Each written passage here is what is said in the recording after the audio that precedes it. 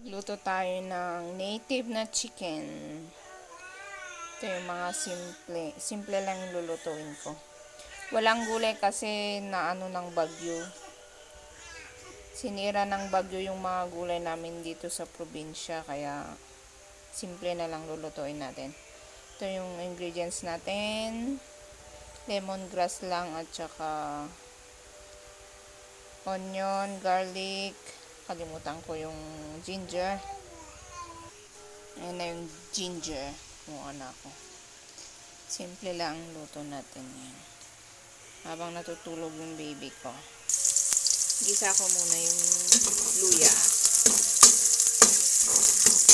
Ito lang ang lutuan sa probinsya. Simple lang.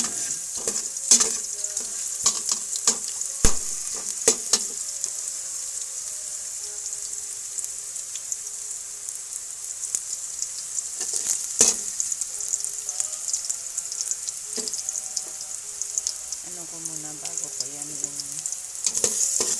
bawang at saka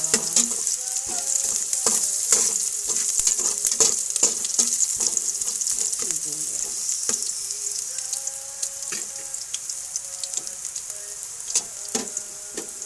And then bawang sibuyas.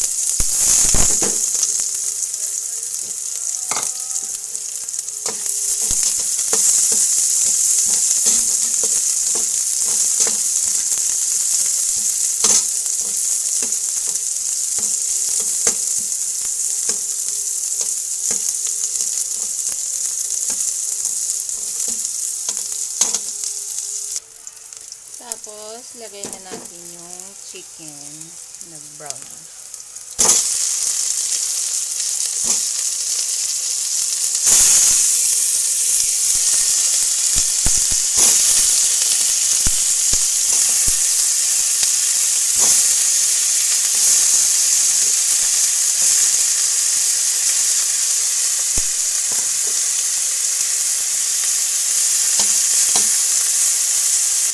Halo-haloin lang natin.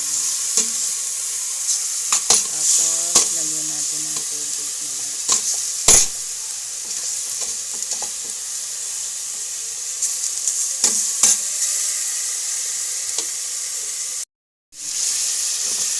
Halo-haloin lang natin hanggang lumabas yung, pag lumabas na yung katas niya, lagyan na natin ng tubig.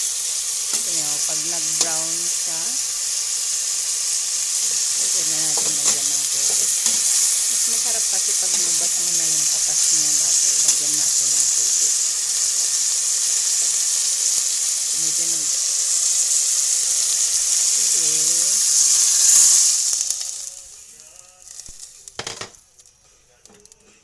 kulang pa.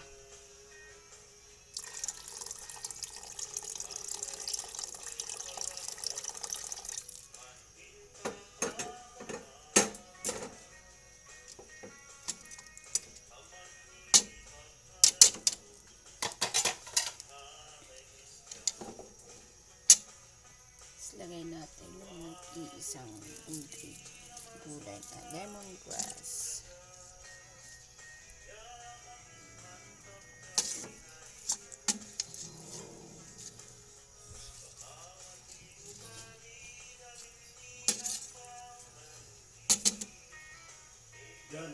Oh, lagyan natin ng maraming sabaw.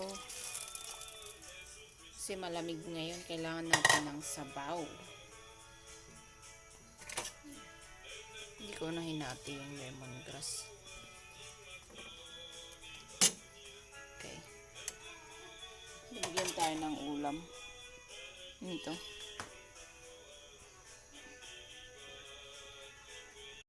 Kumukulo na siya.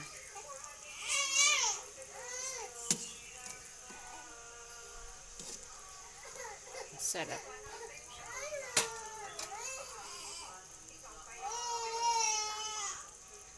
Pakuluan pa natin hanggang lumambot.